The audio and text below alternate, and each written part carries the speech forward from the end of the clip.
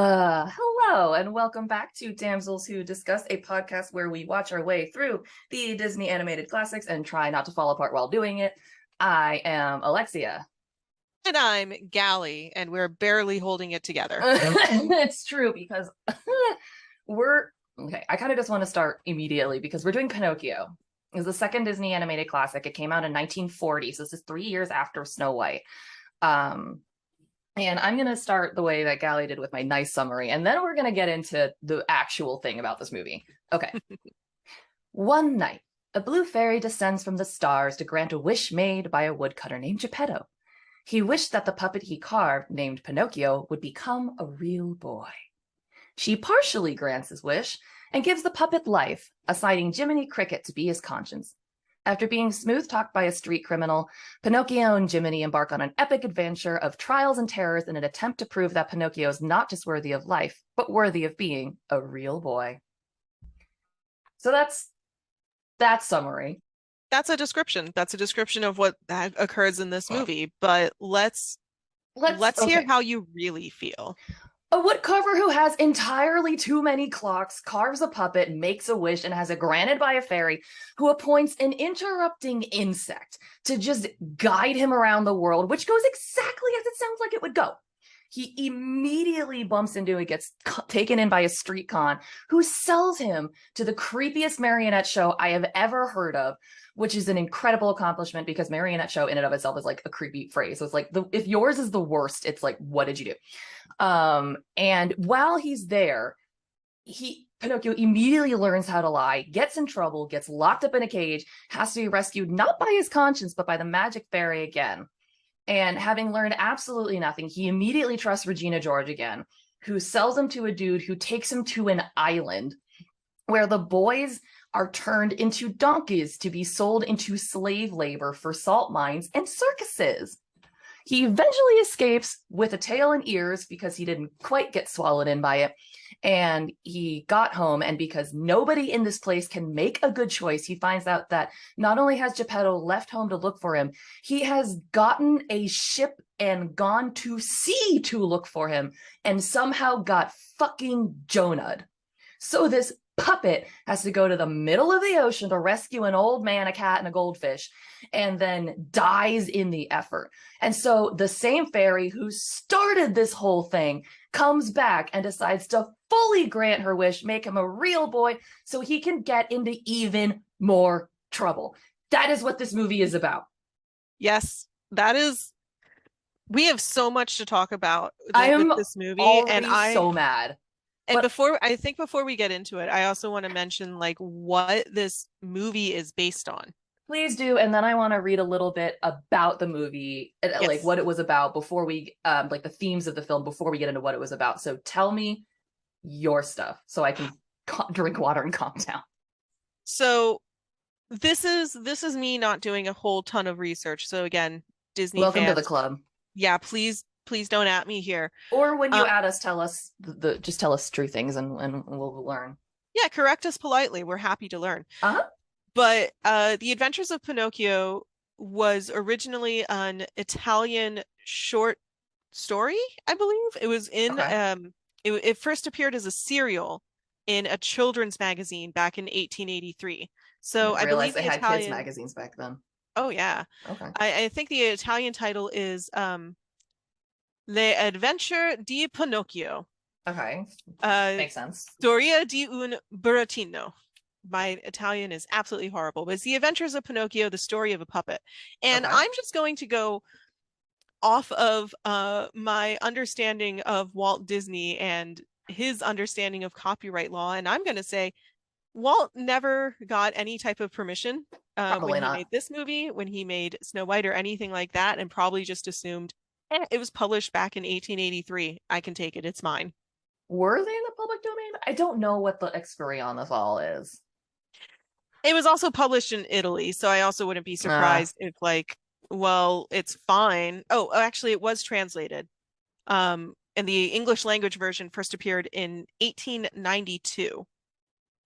Okay. So it was adopted for film, but I'm not entirely sure how much permission Disney got for it because he was known to just be like, this is now mine. Okay. I'm going to read you some stuff that I yanked right off the Wikipedia that is Yeah. wild to me.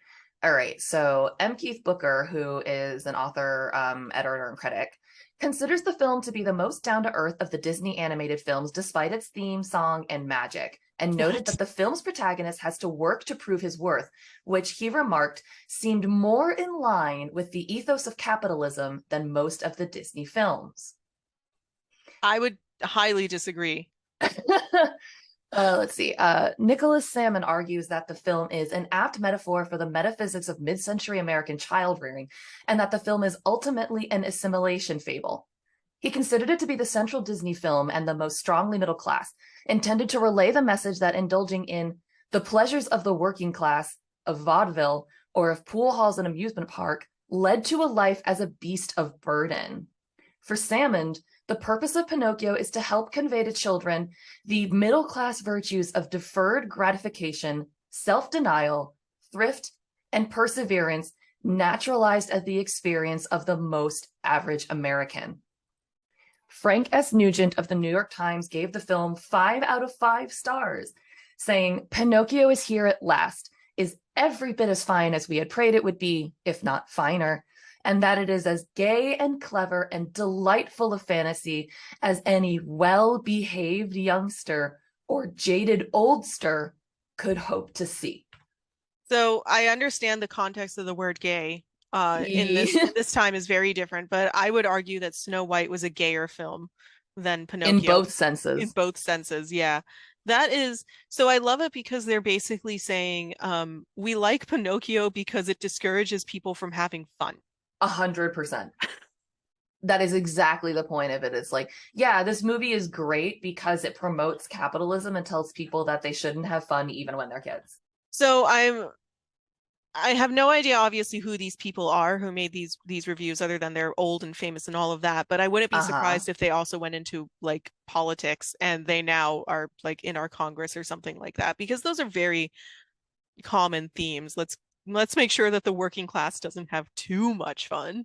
The one guy that I looked up is definitely just an old white dude with a beard, so like wouldn't be surprised. But he's not in politics.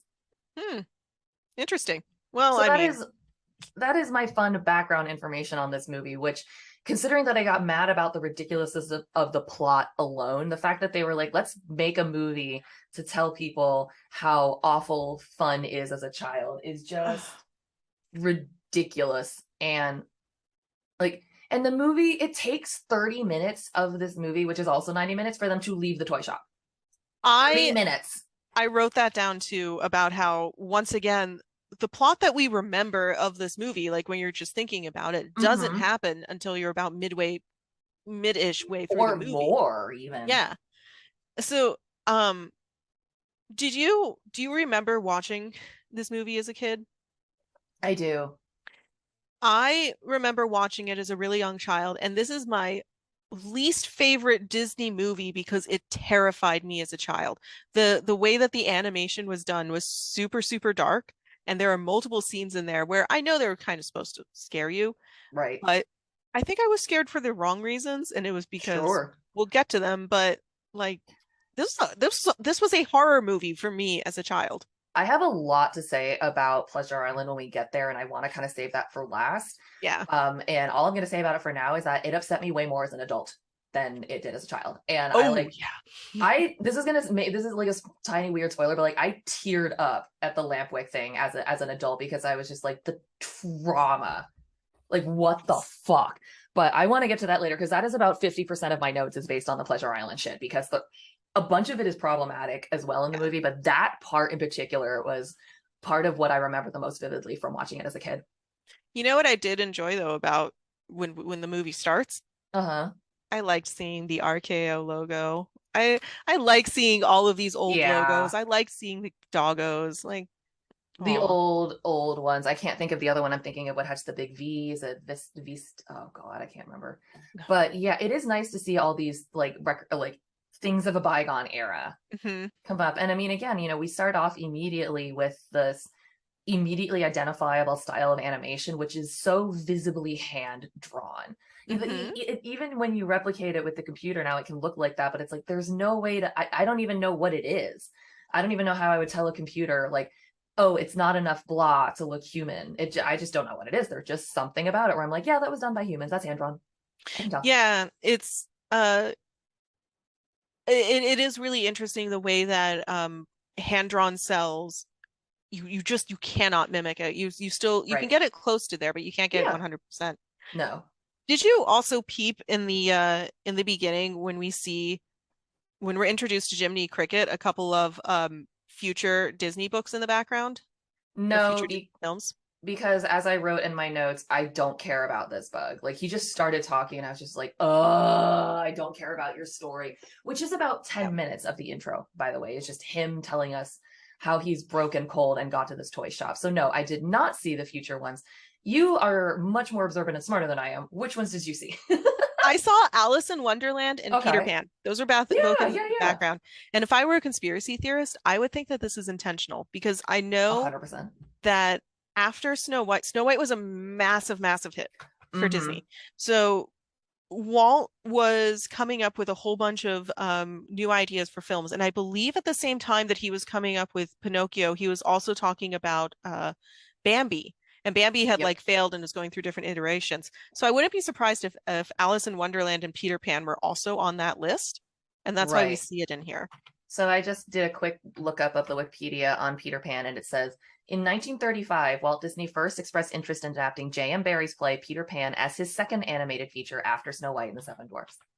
But it didn't quite pan out, which is why I think they went with Pinocchio or something like that. Yeah, Peter Pan ended up coming out, by the way, listeners, in 1953, so 13 years after Pinocchio. So stay tuned for that episode because we have oh, that's going to be a fun discussion. I already have a lot to say about what made the Red Man red, and I haven't seen that movie in a long time. Yes.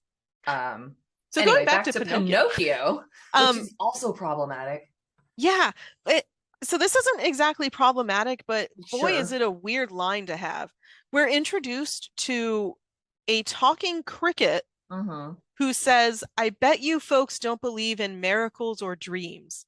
And it's like, you're a cricket telling me this. Why would I not believe anything at this point? Right. Like you've set the precedent pretty well that I should believe in literal nonsense because that is what you are doing. Yeah. I also would like to understand more about this cricket. He talks about being homeless. Aren't all crickets homeless? That's kind of what I wanted to wonder about, and that's why I was like, I do not care about your story, man. It doesn't even make sense. Like, what is this blundering discussion? And who fixes their tiny cricket shoes? Like, why are there cricket clothes? Well, clearly nobody, because his are all busted. His are busted. Maybe it's a blue. Okay, we'll get into the blue fairy in a minute, but I'm wondering if there's a whole like network of blue fairies and crickets, like this weird fae land that like exists. he was a reject from a class a long time ago, which is why he's been wandering so long because he was like a guide dog that didn't pass his classes. You know what I bet it was? I bet that Jiminy Cricket had like a job and his job gave him responsibilities and was like, hey, don't flee when you can't do your responsibilities. And Jiminy Cricket, being the cricket that he is, was just got overwhelmed and was like, nope, I'm gonna off. do that. Yeah. I also want to get to Jiminy Cricket is just awful, but Gepetto is just stupid because he lives in a shop full of clocks that all went off at the same time. By the way, I hate every single one of those clocks. And he goes, I wonder what time it is. Right. I got that too. I wrote that note down too. I'm like, why do you have the cuckoo clocks if you're not going to listen to them coo? Yeah, while all 100 of them just informed you that it's whatever o'clock at night, and you're like, oh, I wonder what time it is. He also looks at a puppet, a full puppet with strings and no mouth, and goes, he almost looks alive. He needs to adjust his prescription immediately. Pinocchio, I truly think, once again proves that no eyebrows makes you look like a serial killer. Mm-mm. That puppet had no eyebrows, and it was horrifying. It, again, not a good look. But a good piece of wood. That's literally what Jiminy Cricket says. Line. Yeah. Another super weird line.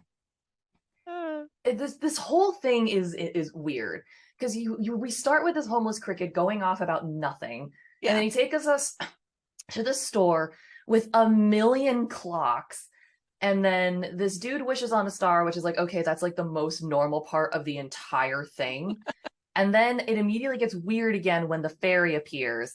But the weirdness of the fairy passes really quickly because when Pinocchio asks what a conscience is, Jiminy Cricket just immediately interrupts that whole conversation to be like, I'll tell you what a conscience is, you dummy. And then just interrupts and gets himself a job, which is like the whitest move ever. I made a note about that because I was like, this this wooden boy has just been born, and Yeah. Jiminy Cricket gets angry at him for not understanding the definition of a word. He gets angry at a newborn for not No. understanding a concept of something when it's very impressive that this wooden creature is suddenly able to talk and has like a sense of self and understands most other things. I felt like that was very nitpicky Super of nitpicking. Jiminy. Who the hell is he to talk? Because whenever they're in like a panicky style situation or something bad's happening, his immediate response is to be like, "Please, Your Honor, like I didn't do it. It's not me," and runs. Yeah. Like so, Mr. Literal Guilty Yes. Conscience is as you said, lecturing a newborn about not understanding a conscience. Yeah. Jiminy Cricket is also the worst character because anytime The something worst. bad happens, he just fucks off. As soon as he doesn't as soon as someone doesn't listen to what he says, or as soon as he's like not fully in control of the situation, Jiminy Cricket is like, well, I'm outie. I guess I A need to hundred abandon percent. everyone. And or victim blames where he's like, oh, you'd rather Blame. listen to this person than me? Well, fine. It's like that's not how conscience life works, man. Your job is to be like, okay, well, here's why what you're doing is wrong. But instead, he's just like, well, I'm going to fuck off. It's like, I can see why you were homeless now, dude. You take a job for 12 minutes and you're like, nope, I'm Yeah. done. Oh, I just remembered. Did you notice that when Geppetto is like, I wonder what time it is when all of his clocks go off, he looks at his pocket watch. Yes, because the ones on the wall clearly aren't the right time.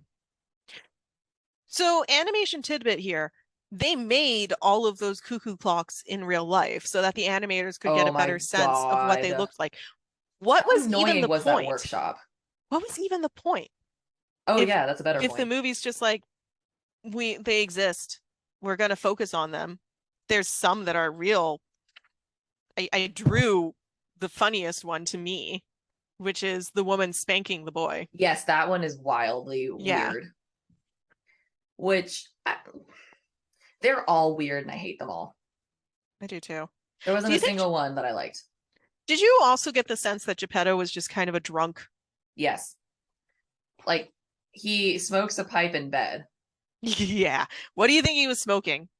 I'm not thinking it was tobacco because he just passed right out after it. So, Correct. And he also got he immediately takes a hit, puts out his candle, and is like, oh, cat, I didn't open the window, which is probably, if I sat up, I could open it. How about you and your cat self get your entire body over there to open it for me? oh, Figaro really really is the heart of this movie. Figaro tries, he is Geppetto's cat, and he tries his hardest to do everything in this movie. Be a Like, good cat. is that is the best cat, and he doesn't act like a cat. If I told my No, cat, "Hey, I forgot to open the window," do you know what my cat's going to do? Look at nothing. me and then lay his head back down and sleep. Yeah, if I say Leto, open the window, he'll look at me because I said his name. Yeah, yeah, you can't expect your dogs or your cats to just do things, but apparently this one does. This one does. And then immediately when he sees the wishing star, he sits up in bed and gets close to the windowsill. So again, he totally could have reached it. Right? What a He's jerk. totally there. But he was like, nah, cat, here, kitty, kitty. You got this.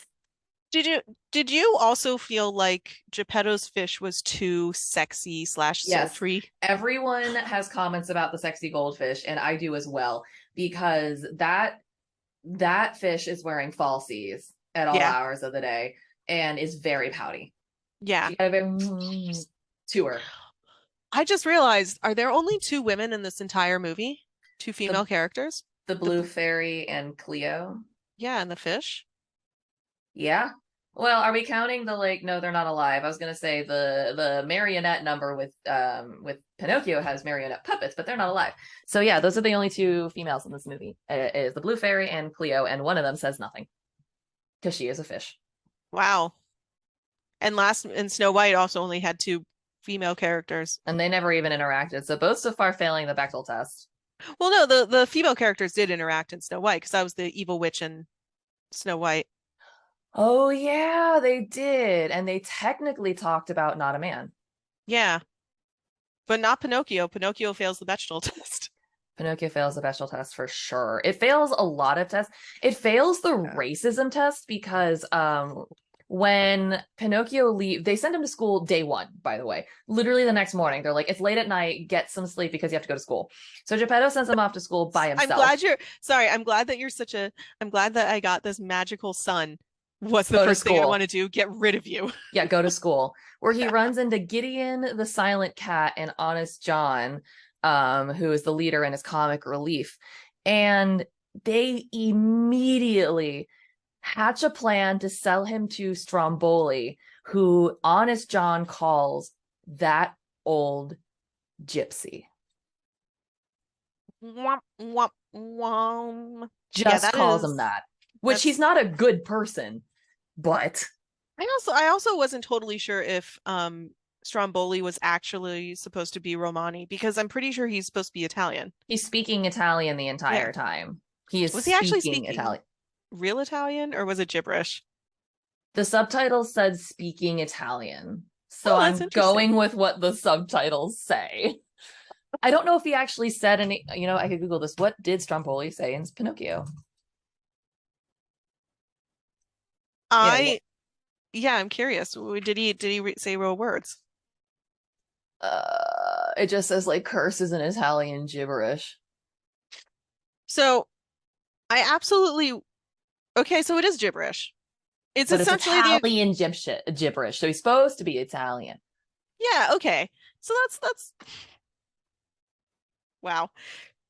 Fun racism. Yeah, but he's also awful, and that weird song he sings is weird. Yeah.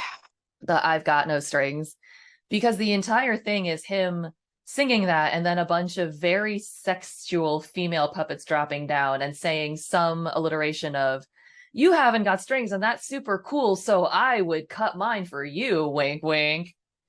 Yeah, there were puppet whores, I guess. They were kind of it was very weird. I guess they're supposed to be more like Moulin Rouge type. Yeah, like dancers. There was the Spanish dancer, there was the milkmaid, and I believe that there was the Russian doll. But yeah, they were the whole number was just them being like, ooh, hello, sailor.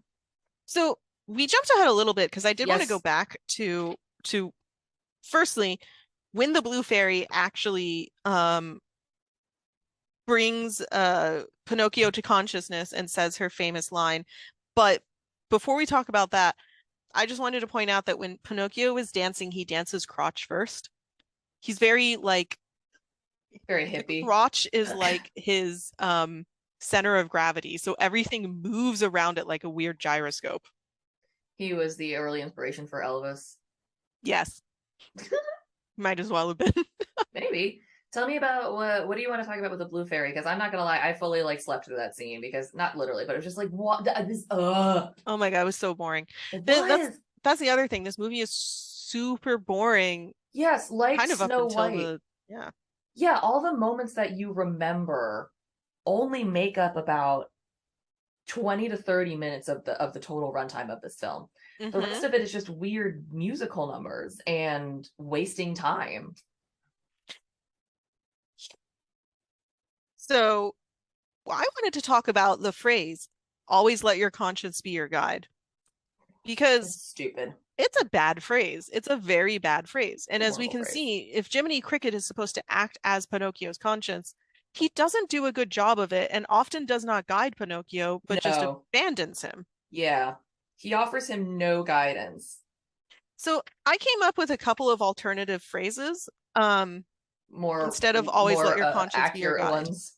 Yeah, and some of them are just more accurate to this movie. So frankly, I really like listen to your cricket. I feel like that's the better phrase, especially for this movie. Education is meaningless. Trust only yourself. Yeah, that's also the theme of this movie too. Yeah. You are your own god. Ha! which I also feel like is the theme of this movie. Um, and admittedly, I'm stealing this from a more famous person, but good luck and don't fuck it up. Yeah, it's very much that. It because yeah, Jiminy Cricket guy says nothing. He's just kind of like shows up every once in a while to remind him that the decision he's about to make is bad, but does nothing to try to like change his mind. Or it's kind of like watching this person that I have in front of me who has been trying and failing to parallel park for about 3 minutes. It's despite the fact that there was at least 2 car lengths worth of room for them to do it in. But it's kind They of that didn't where listen like to their cricket. no, they very much didn't. Where like Jiminy just watches him do all kinds of ridiculous stuff, and it's just like, all right, bye. Like the only reason he ends up going, the whole thing with the Stromboli thing is that Pinocchio's like, I'm gonna go be an actor now, and Jiminy's like, well, I guess he doesn't need me anymore. And Yeah, then at one point in time, is like, you know what? Actually, hanging out with an actor sounds fun. Like he doesn't go back to him to help him. He's kind of like, actually, that sounds like a cool adventure. And then he goes to catch up with him. It has nothing to do with doing the right thing. It just has to do with, wait, actually, that sounded cool. yeah. Everything in this movie is that. Like, wouldn't it be cool if this puppet were alive? Bang, now it is. Yes, 100%. Also, don't you hate when your son lights himself on fire and you have to give your fish lung cancer to put him out? I Just, keep telling him that it's just like eventually we're not going to be allowed into PetSmart anymore. yeah, stop lighting yourself on fire, my little wooden son. A little wooden head. This just if my kid demonstrated that level of decision making, I think maybe we're not ready for school with other children. I if if I had a puppet and I was like, boy, it'd be really cool if this puppet were real so it could talk to me. And the next day the puppet is like, "Hi mom, I'm now alive." My first thought would be, I need to understand more of this. Like, how's your biology? What's your Like whole what's deal? going like how do I have to take care of you? Like what is Yeah. clearly not. Do I need to enroll you in school? I wouldn't just be like, go. Yeah, seriously. Because he has no good decision making, as we've noticed. He as soon as he comes to life, he lights himself on fire. Yes. And then his equally poor decision maker father sends him off to school the next morning where he is immediately like not even a block away. Like he turned one corner and ran into these 2 dudes who sold him to a traveling performer. What even is this universe I either? don't understand. Because why is this A fox fox and and a cat cat. person just walking around in I mid don't daylight know. and no Like one's saying anything? no, and Jiminy too. It's like what did was there some sort of weird collision with the Robin Hood world where like 4 of the characters fell off the yacht and they're like, well, I guess they live here now. That's what I was wondering. Or there was like, I would like to think that there was a giant talking animal war that occurred in this universe, because so far all of the talking animals that we see in the movie are all disheveled. They are That's not true. part of the human working class. So I think that we had a talking animal rebellion that failed and the Okay. humans took over, and now they're all homeless and decrepit, and I feel kind of bad actually for the talking animals. Except It for Jiminy actually, Cricket. He can yeah, go he jump off a sucks. cliff. Well, because when you look at Gideon and Honest John, for example, at least Honest John's clothing looks like it was once quite nice. Yeah.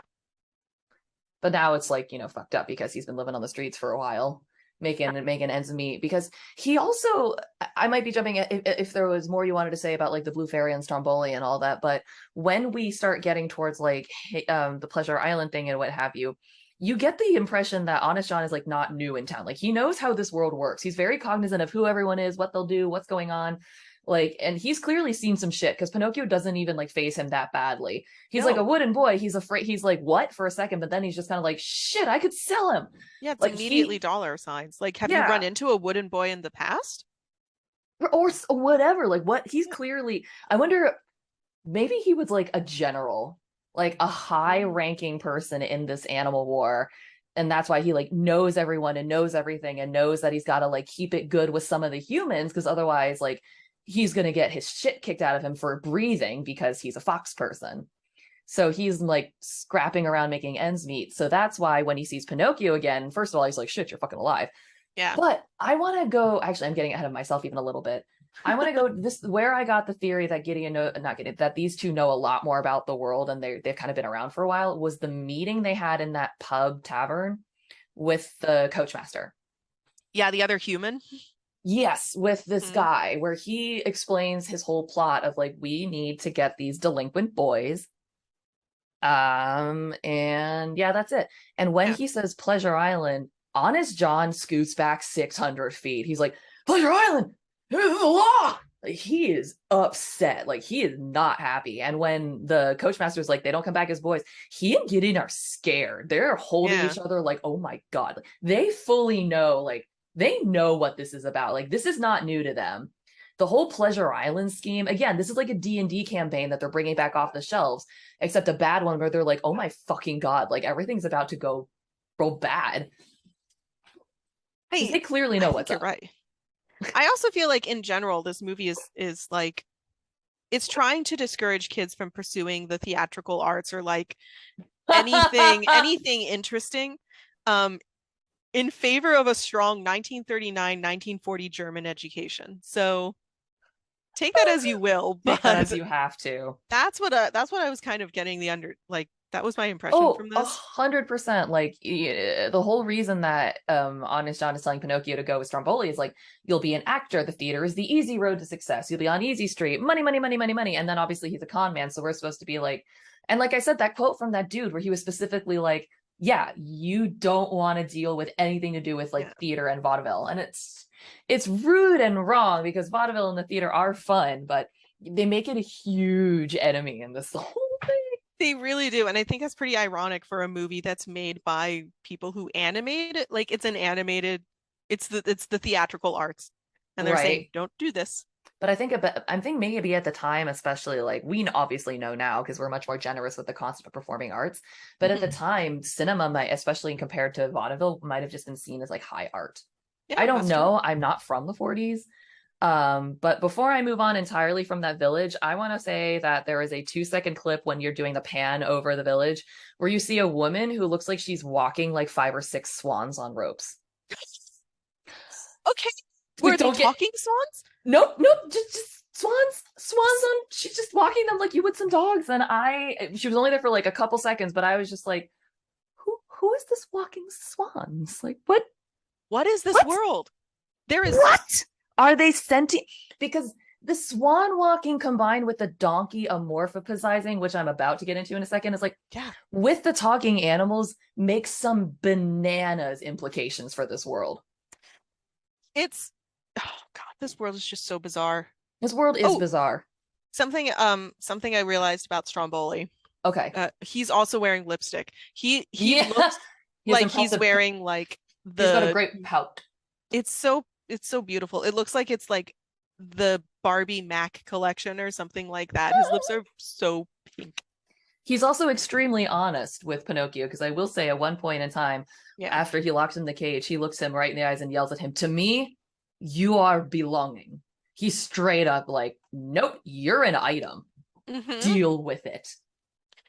So I also noticed when Pinocchio and Jiminy Cricket were escaping from Stromboli, there Mm-hmm. was a sign that you see outside called the Red Lobster. So just calling out the very first Red Lobster. The very first Red Lobster. Also, I will fully say that we skipped over the nose growing portion of the Oh movie. gosh, we did. That was the other thing that I put in my notes is the when the blue fairy. I zoned out of that one too. That's why it's not in my notes. I'm sorry. Please tell me your notes because I have none. Okay, so yeah, I I was super confused about the scene because talk about things that we all remember from the story of Pinocchio. This is the only moment in the Yeah, entire movie where his it nose happens grows. one time. It happens One once time. And the and whole he scene is like, immediately learns the lesson. yeah, and the whole scene of him of the nose growing thing is under like 2 minutes, right? Mm, It's extremely short, that yeah. segment. And his nose, so for those of you who don't remember the scene but kind of have like a vague recollection of it, Mm-hmm. Blue Fairy is talking to him, asking him questions. He's lying and his nose grows About a how little he bit. got into the Stromboli situation instead of going to school. Yeah. And then it grows so long that a bird's nest appears and two birds appear, which again, going back to Pinocchio's biology, where did Where those were birds they? come from? They fly away. Were those his kidneys? Oh my gosh. His organs can just be expenditured to teach him lessons. I mean, I'm kind of wondering that when we get into Pleasure Island, again, I have very big questions about his Okay, biology. How, okay, what? let's go to Pleasure Island because I Yeah. think that is half of what I want to talk about. So clearly Gideon and Honest John know that this is not a good thing, but they kind of reluctantly go to Pinocchio anyway and send him on their way. And this is the last time we see them, by the way. We don't ever see them again. Oh yeah, And nothing's wrapped up in this movie. There's so many no, plot lines that are not wrapped up. correct. And here's where we meet who we were talking about earlier. The most obnoxious side character, excuse me, character so far, Lampwick, whose name is Lamp Wick, like the wick in a lamp that you light. Do you get it? It's literal. I don't understand why he's named Lampwick. I am going to name a kid in a movie I animate Light Switch just to be annoying. Am I wrong, or is that close to the name of a Pokemon too? Is it a real name? I'm I about to mean, get really it's a real annoyed term. if I Oh, do. I'm thinking of Litwick, but there's a Pokemon that is just a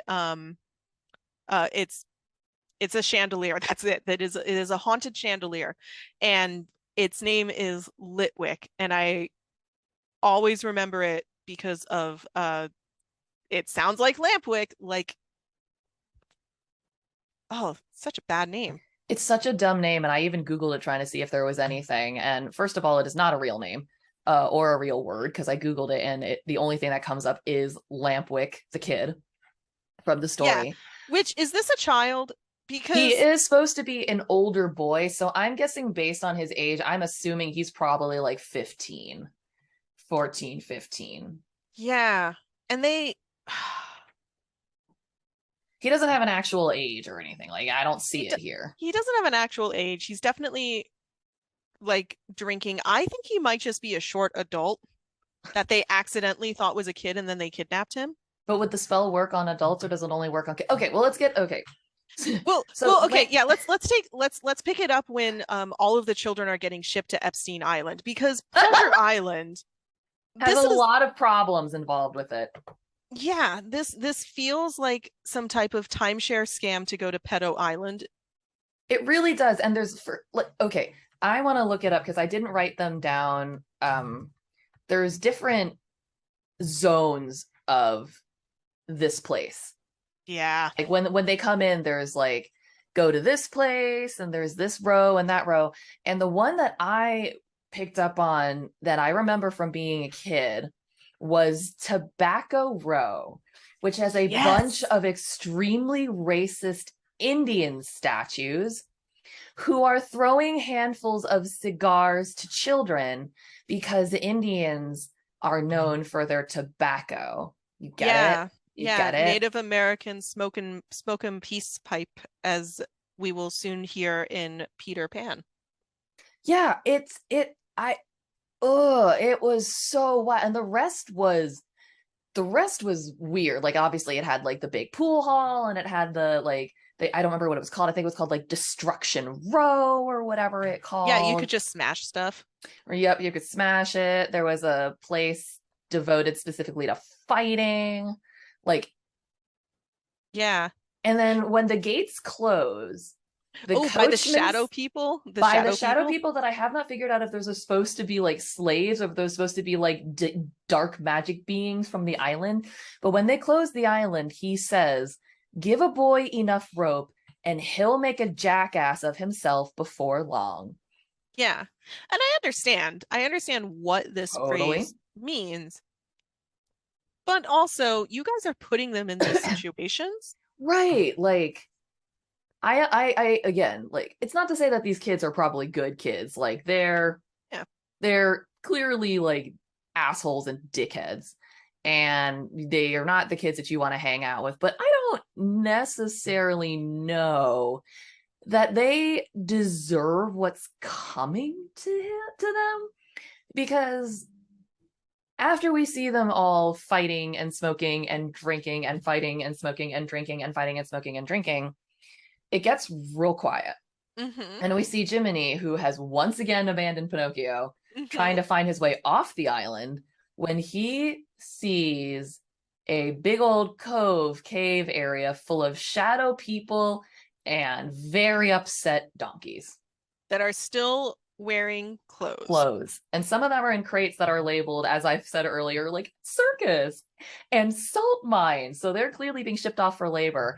And they grab these things, throw them to the dude, and he asks them what their names are.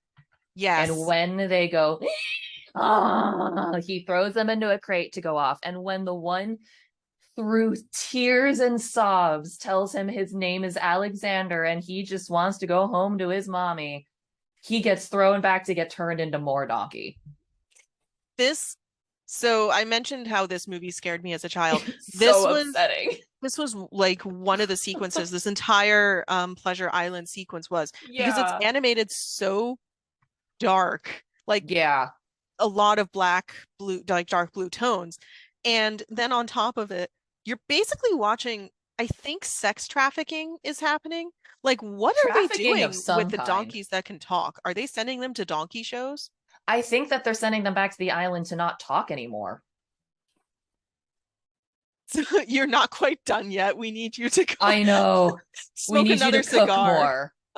Well, because I brought up the clip on YouTube and I'm looking at it right now, just kind of watching it Yeah. through, and it's interesting because you're pointing out I'm watching it right now, like they're running in right now, and I see the carnival, and normally this would be really animated in extremely bright colors. It would be very Mm-hmm. vivid and very very inviting. And you're right, there's like lime green and bright magenta, which are extremely unnatural colors, and it looks like it's been thrown through like a tungsten filter. It's extremely dark for something that's normally thematically extremely fun. Yeah. And that really, really lends to the fact that if you're like, especially as an adult, when you're paying attention, when I kid, I didn't notice it, but as an adult, you're kind of like, something's wrong. Yeah. It looks This real isn't off. right. Yeah, it's too foggy. It's too dark. It's too off kilter. And then, you go out and find this. And then here comes the scene, which really freaked me out even just watching it I'm a massive procrastinator. I watched it this morning. And it's when Lampwick starts to turn into a donkey in front of Yes. Pinocchio. Now, I think at first it's just supposed to be kind of like a Woody thing, because you see the good moral boy, Pinocchio, put down his cigar and his beer, because of course he's learning to not be a beast of burden After he from gets that. drunk. Exactly. But then once Lampwick realizes what's going on, and he looks in the mirror and starts having a psychological breakdown and flailing all over the room, that was upsetting to me as an adult. Because I'm thinking from both perspectives. I'm like, number one, this is happening to you. And as you are begging for help, your ability to communicate is taken away from you. And nothing good can possibly be happening from this. And on the flip side, this is your first day on Earth. And this person that was your friend for a couple minutes is staring you in the eyes, pleading with you to save their life. And then they turn into an animal. Mm-hmm. And then you notice it's starting to happen to you. What the fuck is going on in this movie? I was so upset by this. I was upset by it too, and I had some thoughts on Lampwick. I think that Lampwick is actually I said before, I think he's a man. I think that he's 38 years old and he's Is just he short. Lampy and he just escaped from he was the eighth dwarf? Yeah, he might have been Lampy the eighth dwarf. I think that I don't know if you're familiar with this serial killer named Pee Wee Gaskins. This was a I guy. am Okay. vaguely, but for our listeners who are not as obsessed with true crime as I am. Yeah. For our listeners, look up Pee Wee Gaskins. Or don't. Or don't, but he did a lot of really horrifying crimes. I think it might have been in the 1930s, 1940s or so, in that range. And he was a very, very short little person. So my theory is that Lampwick is actually Pee Wee Gaskins, was a horrible person. That's why he got picked up and brought onto his island. But then what's super perplexing to me is when he turns into a donkey, one of the things, or a couple of the things that he says is, I've been framed Yes. and I've been double crossed. How is turning into a donkey physically equate to That's being what makes me wonder raped? about his history, because it's kind of like that's his panic response is just to start yelling those things. I'm like, what have you been up to? Number one. And number two, I hate to rain on your thing, but in 1940, when Pinocchio came out, Pee Wee Gaskins would have only been 7 years old. Okay, so it was a little bit later than that. It was a little bit later. He was born in 1933, and let's see, he had a long history of criminal behavior. He was an American serial killer from South Carolina. I can read who shot who He was an American serial killer and rapist from South Carolina who stabbed, shot, drowned, and poisoned more than a dozen people. Yeah. I still think he like maybe Lampwick inspired him. Gaskins was Gaskins was small for his age and immediately gained the nickname Pee Wee. As an adult, he was between 5'4" and 5'5", which is how tall I am. Yeah, before a guy. I know, but I'm just Yeah, pointing out for listeners as a great visual, I'm 5'5", because that's going to help them to really get a sense of this height at home when they can definitely see me. definitely. And speaking of other visuals that our listeners can't hear, when Lampwick is getting turned into a donkey and Pinocchio is watching him, Pinocchio makes such an amazing face that I'm very surprised that this never caught on as It is like a a pretty intense face. It is a memeable face of like, "Gah!" ugh. Yeah, he actually gains like smile lines on his face. He gained the smile lines when he Yeah. inhaled the cigar, I noticed. Like as soon as Yeah. he started looking real ill about the face, he suddenly got like lines in there.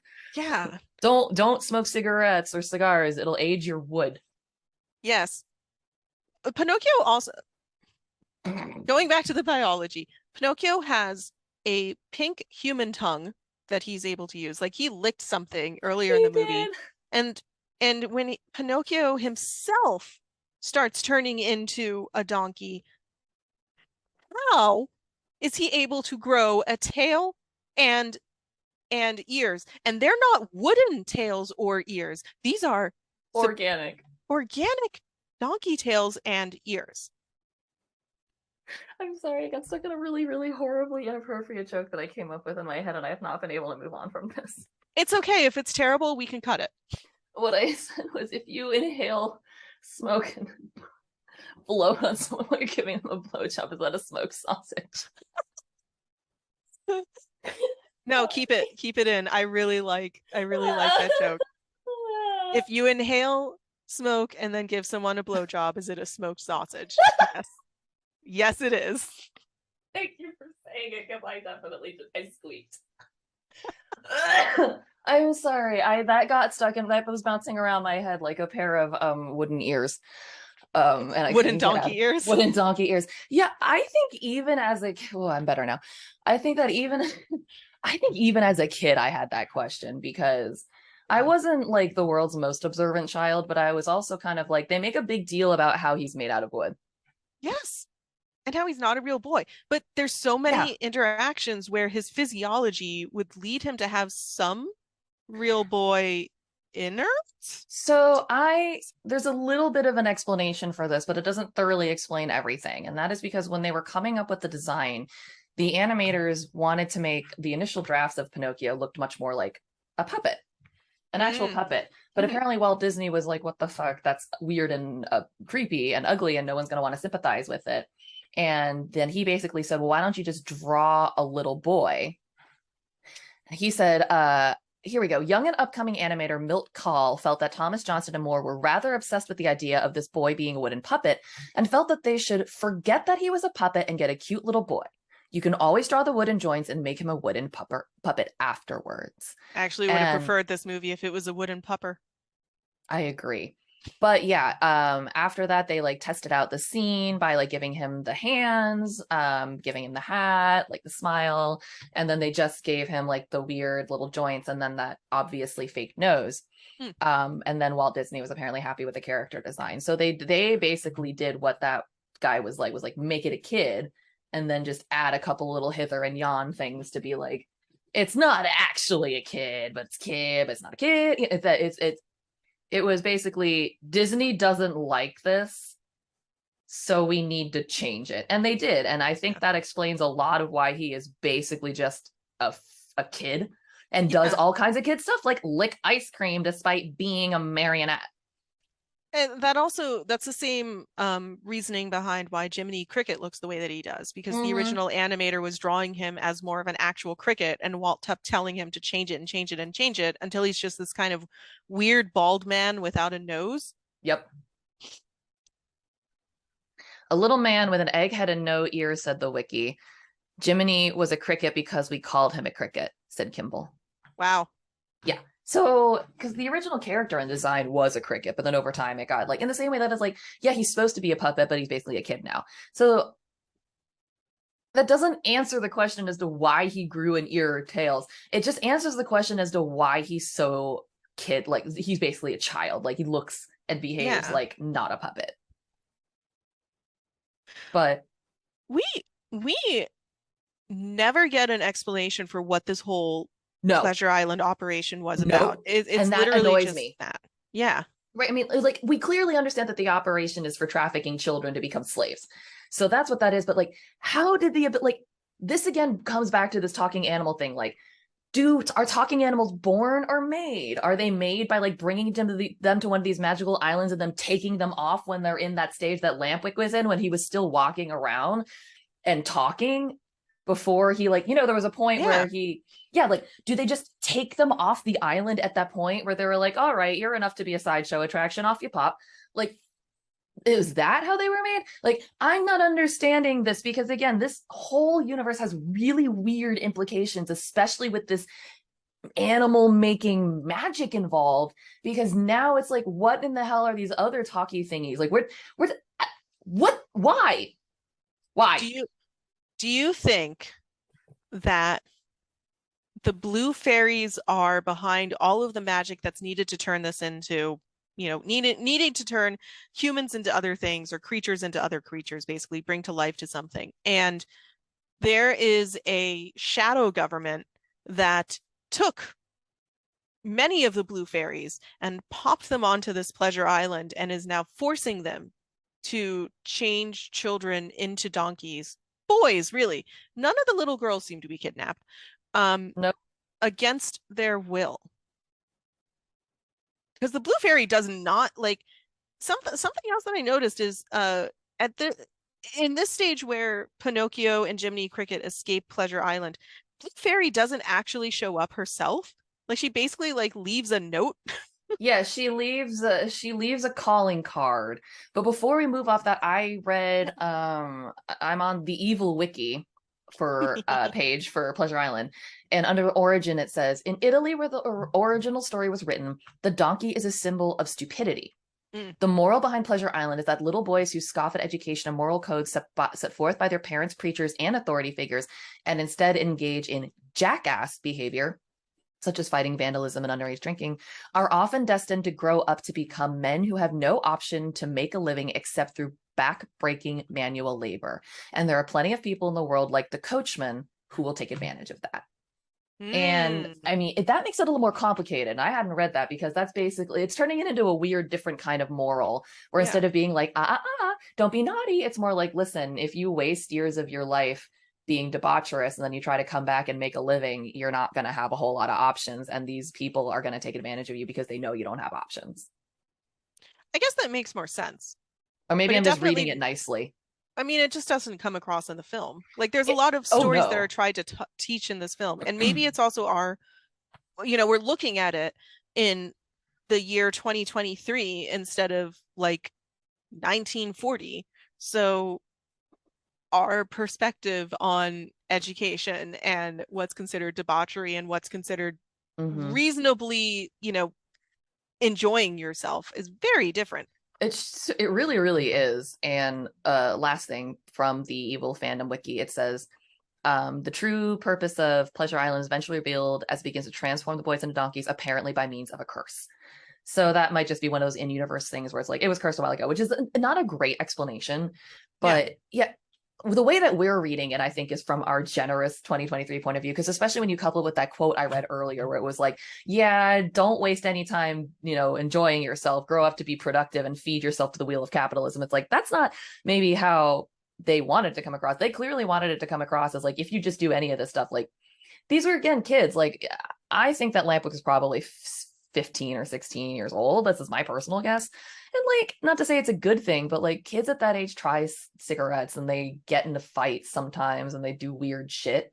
And it's Yeah. not to say you should indulge that, but it's kind of like, I don't know that you definitely you need to be kidnapped.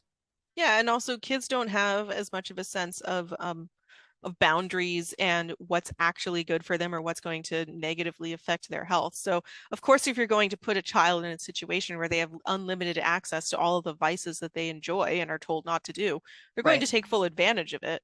And then you're going to punish them for literally being a child. It's it's very frustrating.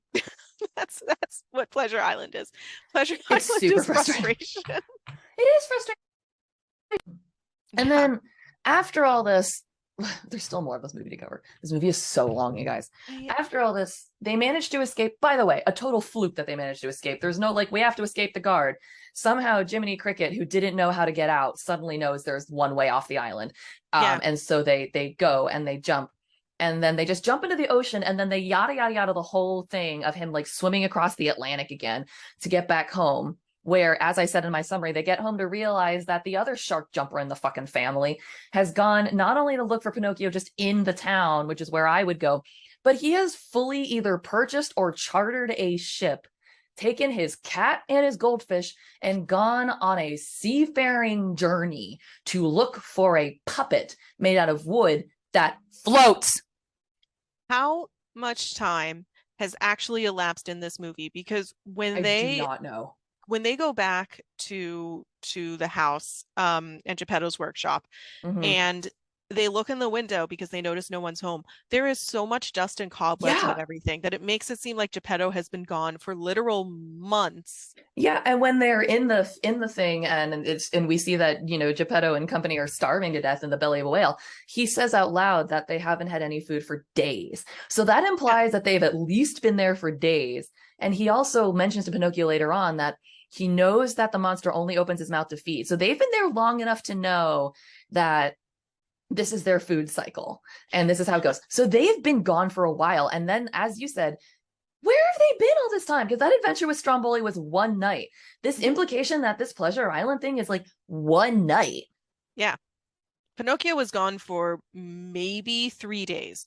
Yeah, I'm gonna give them the benefit of one extra day for like getting lost. Yeah, and traveling the Atlantic because, Traveling the Atlantic, yeah, he didn't takes have, a bit of he time. can't fly No. yet. How does a cricket breathe underwater? Things I didn't consider until now, because the explanation for Pinocchio not needing to breathe underwater was that he's made out of wood, and I was fine with that. Yeah, except for his weird little like okay, do the donkey ears. Can he hear through them or are they purely vestigial? Because if he can, why don't they get flooded with water? Wh what? He has untreated wood also. I don't know how salt water and untreated Pinocchio wood works together along with like donkey fur, but I feel like it's pretty gross. Ew. Yeah, I'm sure it's not a wonderful feeling, but I'll give Pinocchio the benefit of the doubt because he is tunnel visioned himself on a mission to save his father. So he's probably not distracted by like, oh, that feels weird. But yeah, I do wonder about again, like, can he hear through them, or are they just like, I wonder if maybe Pinocchio wouldn't have been better off turning partially into a donkey, because then he would have at least been carbon based and made out of flesh and blood. Yeah, I feel like the transition from wood to human would be worse than going from donkey to human because like you don't have to grow all of your internal organs or replace the ones that might have apparently flown away. Speaking of people making terrible decisions, my mother just sent me an article on why we shouldn't be eating the mature broccoli florets and instead we should be eating broccoli sprouts. It's like, this is the kind of decision making that ended up Geppetto in a whale. I don't want to get too much on the tangent there, but I'm kind of upset about the micromanaging of vegetable consumption that is starting to occur because that feels very like How much of your life was your parents telling you make sure to eat your broccoli But because it's very healthy to you? But now they're like, but no, not that type of broccoli. yeah, this is very much like do this thing, no, not like that. Yeah, there's a Yeah. whole ass article now about why you should be eating broccoli sprouts. Anyway, I'm gonna get mad about vegetables. Um, yeah, so that's what happens in this movie. And then, by the way, so let's just be generous and say that for some reason we all fell into a time warp and Geppetto's been gone. Let's give him 2 weeks. I'm gonna give him 2 weeks. Yeah. I'm gonna give him 2 weeks. He Why has is there had so zero. much dust in the house? I'm not even. No, fair. I'm not even gonna talk because I don't know. But I'm just gonna be like, okay, maybe he's like really dirty, or maybe you know what? Maybe it's the dusty season and he left the window open. I don't fucking know. But he's been in there. The implication is for days, and he's like, it's hopeless. We have no way of getting out. Pinocchio ties a rock to his tail, walks to the whale, gets inside, and immediately is like, I have an idea, and it works. And it is the stupidest idea. Was there Are whales full of air? Because I don't. I'm so stuck on I know this is an animated movie and any of the four listeners out there are probably screaming right now about how it's animated, it's Disney, none of this matters. Why are you so tied up on the realism of it? And people, it's because without that we would not have a podcast. But I want to understand. How do you survive in the belly of a whale? Apparently they are blimps. Are whales underwater blimps? Thank you for coming to my TED Talk. I just Googled are whales full of water and I didn't get anything. Probably because no one like me is stupid enough to actually try Googling, is there air in a whale? People apparently ask this question and they don't get answered. They just answer things about lung capacity. Yeah, well, you can't have a fable about Jonah and the whale, and you can't have Gepetto being stuck in a whale. And any of the other times that we've seen in media, people are stuck in whales. They're always just these massive hollow pockets of halls. air. I wonder Yeah. if that might be in the same way that like underwater caves only have water to a certain point, and like how watertight doors on old ships were not actually meant to be waterproof, but were meant to help maintain buoyancy, like to maintain that upper air pocket. I wonder if that's kind of how it is. Like there's that little upper air pocket in there because of air water hydrodynamic. I don't know how these things work. I'm using a lot of really fancy sounding words like hydrodynamics and watertight doors, but I'm guessing. Whales. Is that a real thing? Whatever. Well, if any marine biologists out there could tell us how likely it is that you could live inside the belly of a whale and how much H2O makes up a whale, I would personally love to understand. And if you recommend taking a holiday inside a whale, I would also what are like some to tips? that. Give me your travel tips. Yeah, how much does it cost to charter a boat to the center of a whale? Specifically to the center of a whale. Yeah. You might have to ask for a seahorse. But I'm still stuck on the fact that he shows up and in 2 minutes he's like, oh, I figured it out. We'll just light a giant fire, make a bunch of smoke, it'll clog up his air passages, and it'll just us out. Does this go back to how Gepetto must be drunk / stoned all the time for him not to like figure out a way to get out of a whale's mouth? He brought a supply to the whale's mouth. That's why they're all starving. I don't know, because yeah, the second Pinocchio gets there, he's like, we're just gonna die in here. It's hopeless. And Pinocchio is like, nah, sneeze. Yeah, I got it. And then predictably, Gepetto did point out that it made him mad. I'm like, yeah, you set something in the belly of a living being on fire. Of course he's mad. We also get a little bit of an insight into how Gepetto has been living in this whale, because he's been catching fish and apparently cooking the fish. So he's already been lighting like little fires inside the whale. Is that heartburn for the whale? Like, how does it? Or do they not even know? Or does the whale not even notice? Or is it just more like, that's that warm glow again? Ooh, I feel so nice and warm now. I'm so glad I ate that, man. I've never felt these feelings before. Yeah, does all he get is like a toasty little glow in his gut? Like, I don't know, because he's clearly not been bothered by those little baby flames, because he's only bothered by this massive bonfire that these two decide to start. Yeah. Okay.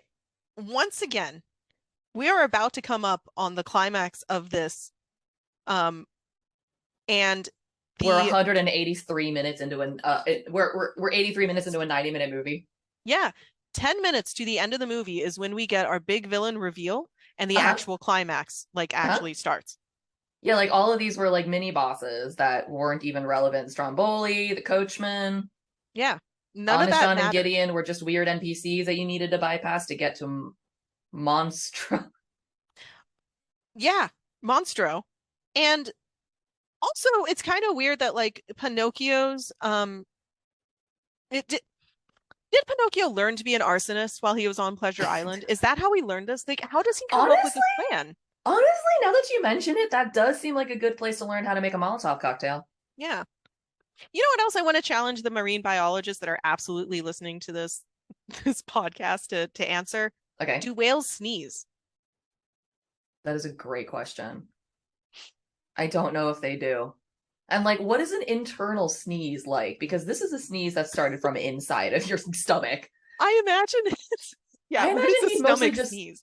I mostly imagined he'd just probably burp, wouldn't he? He'd be like, "Bleh."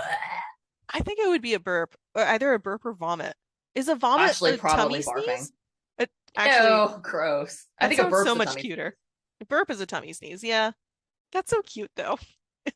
When someone burps, just say, "Oop, you tummy sneezed." It sounds like something that you tell toddlers to say instead of burp. Don't Okay, say burp, it's rude.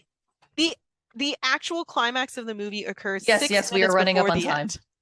Yeah. Oh my god. Yeah. And so this whale sneezes them out, which predictably ends them in bad shape because you're just blown out of a hundreds-pound creature at a million miles an hour. Mm-hmm. And in the process of getting Gepetto to shore, Pinocchio dies. 4 minutes before the end. Yup. Geppetto also nearly dies 4 minutes Yes, he before the does. end. He does.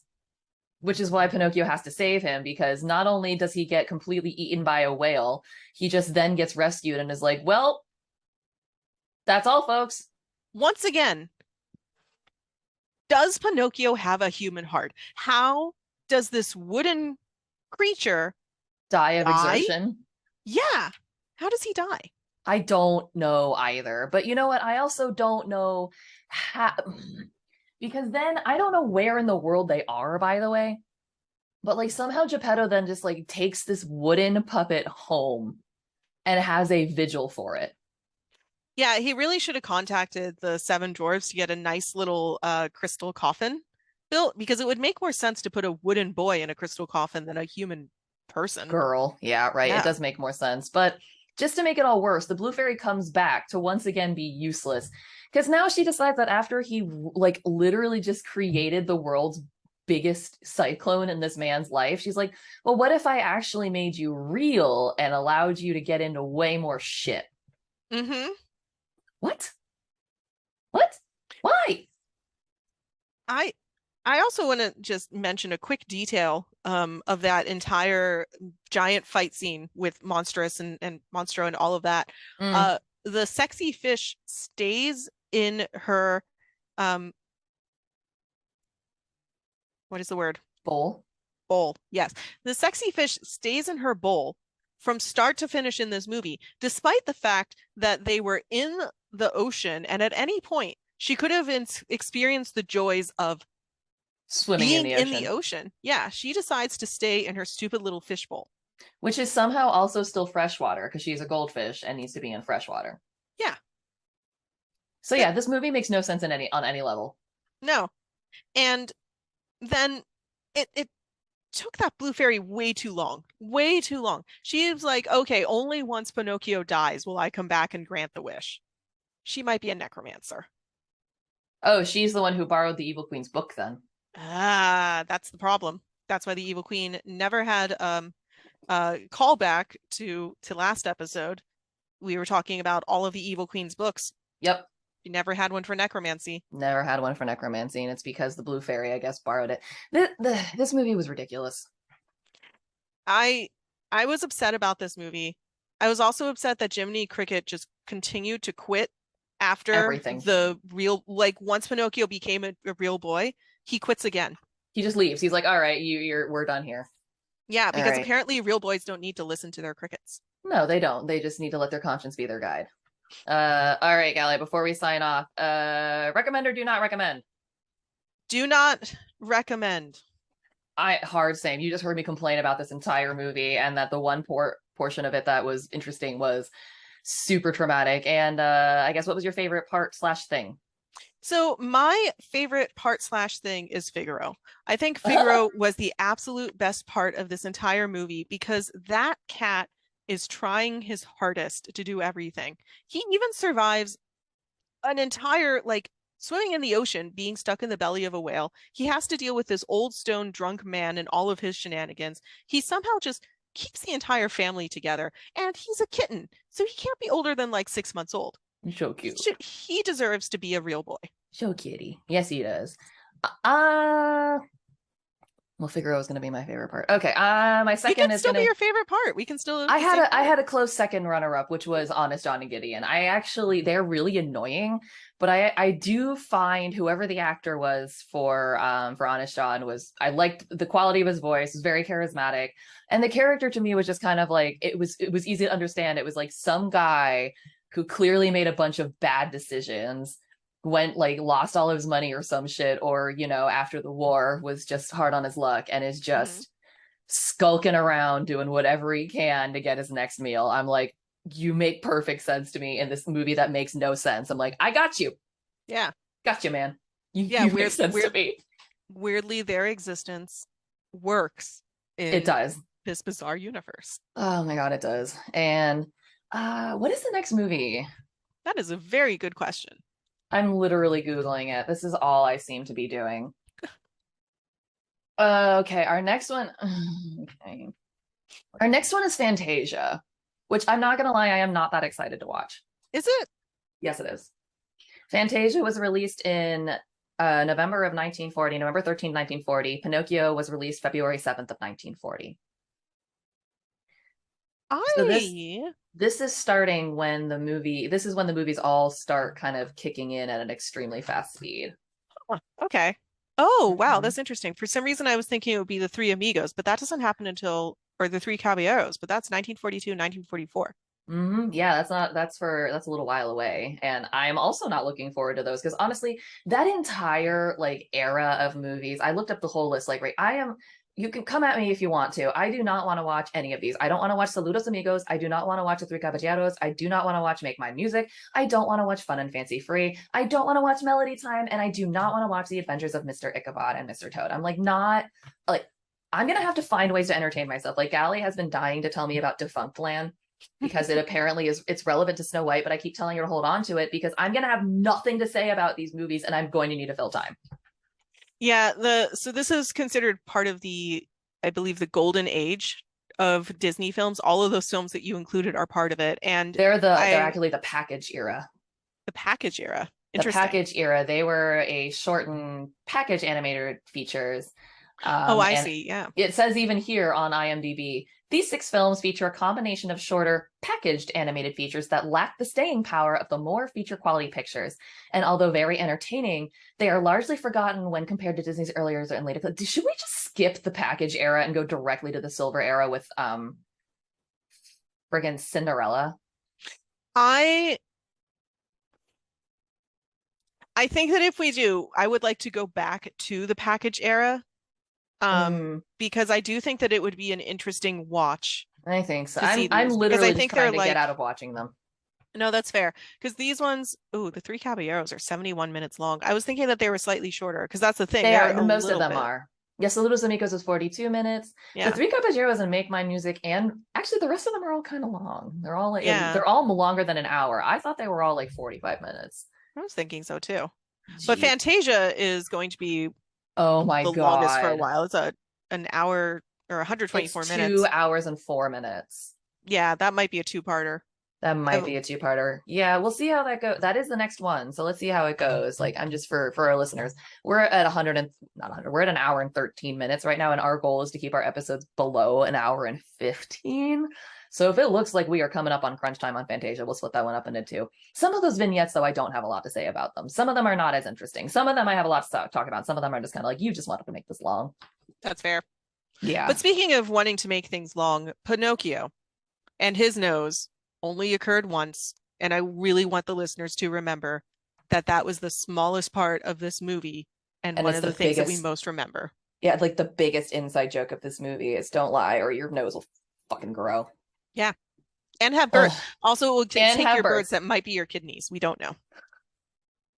See, this is just going back further into the trafficking thing. They've clearly seen a wooden kid before. They know what he's up to. They know what he's good for.